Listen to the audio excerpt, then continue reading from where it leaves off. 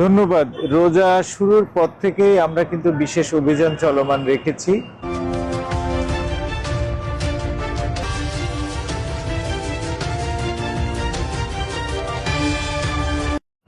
সেটা এখনো চলমান আছে, দিন রাতে 24 ঘন্টা। আমাদের দিনে এবং রাতে প্রায় 60টার মতো টিম কাজ করছে। মোবাইল টিম, স্ট্রাইকিং টিম, এরপরে হচ্ছে চেকপোস্ট, 3টা স্থায়ী চেকপোস্ট আছে, 12টা স্পট চেকপোস্ট। এর মাধ্যমে আমরা আমাদের কার্যক্রমটা অব্যাহত রেখেছি এবং পবিত্র মানে ঈদের আগ পর্যন্ত এই কার্যক্রমটা চলমান থাকবে। পাশাপাশি আমাদের যে সকল বিপণী বিতান শপিং মল আছে, যেখানে লোক সমাগম বেশি হচ্ছে, সেখানে আমাদের বিশেষ ফোর্স মোতায়েন আছে, সাদা পোশাকে ফোর্স মোতায়েন আছে। জনগণের জীবনযাত্রা নির্বিঘ্ন করতে, কেনাকাটা এবং চলাচল নির্বিঘ্ন করার জন্য আমরা সকল ধরনের প্রস্তুতি নিয়েছি। হাউজিং স্ট্রিটে যে ছিনতাইয়ের ঘটনাটা ঘটেছে, এটা অনাকাঙ্ক্ষিত। আসলে আমাদের এই নজরদারির মধ্যেও মাঝে মধ্যে এরকম দু একটি বিচ্ছিন্ন ঘটনা ঘটেছে, তবে আমাদের কার্যক্রম চলমান আছে। আমরা তাদেরকে আইডেন্টিফাই করেছি, আশা করছি যে কিছুদিনের মধ্যে তাদেরকে আমরা ধরতে পারবো। এরা এই মুহূর্তে শহরের মধ্যে নেই, শহরের বাইরে বিভিন্ন জায়গায় আছে, বাট আমরা তাদের অবস্থান শনাক্ত করার চেষ্টা অব্যাহত রাখছি। জীবনের প্রতি আমার অনুরোধ থাকবে, আইনটাকে মেনে চলতে হবে। আমাদের এখানে দুর্ভাগ্যজনক হচ্ছে এই কালচারগুলো গড়ে ওঠে নাই। এখন আমরা মানবিক পুলিশ হওয়ার কথা বলছি।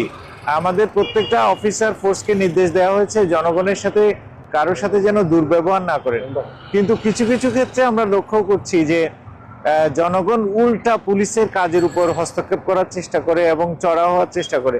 এটা অত্যন্ত দুঃখজনক এবং এইগুলোকে আমরা আইনিভাবে মোকাবেলা করি। হ্যাঁ, এটা ঠিক আছে। আমাদের এই যে গণমাধ্যমে কথা বলার একটা নীতিমালা আছে, এখানে ডিসিরা, তারপর হচ্ছে আমাদের ডিসি মিডিয়া, আমাদের এডিশনাল কমিশনার এবং কমিশনার, তারাই প্রেসের সাথে কথা বলতে পারেন। নিয়ম অনুযায়ী এর নিম্নপদস্থ কর্মকর্তা প্রেসের সাথে সরাসরি কথা বলতে পারেন না। অ্যাপটা তো আমরা করেছি, এটা একটা বিশ্বমানের অ্যাপ, কিন্তু আমরা যেটা লক্ষ্য করছি যে আমাদের গত 3 মাসে 25,000-এর মতো ডাউনলোড হয়েছে, 12-13,000-এর মতো অ্যাক্টিভ ইউজার আছে।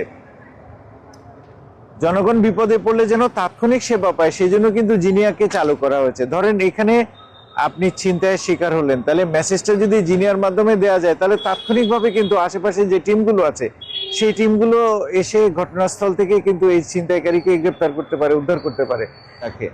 তারপর হচ্ছে সেটা সিমটা খুলে ফেলে। তখন আমাদের এইটাকে এই নেটওয়ার্কে অ্যাক্টিভেট না করা পর্যন্ত আমরা কোনো ব্যবস্থা আসলে নিতে পারি না, আমাদের কাছে সেই প্রযুক্তিটা নাই। তো এইখানে এই ক্ষেত্রে আমাদের একটু ধৈর্য ধরা ছাড়া আসলে কিছু করার নেই। আর আমাদের যে সক্ষমতা আছে, আমরা আগেই বলেছি, আমরা হয়তো 10 থেকে 15% মোবাইল উদ্ধার করে দিতে পারি, কিন্তু বাকি মোবাইলগুলো উদ্ধার করে দেওয়া অনেক সময় সম্ভব হয় না। কিন্তু আমাদের কাজ এবং প্রচেষ্টা অব্যাহত আছে এবং আমরা চেষ্টা করে যাচ্ছি।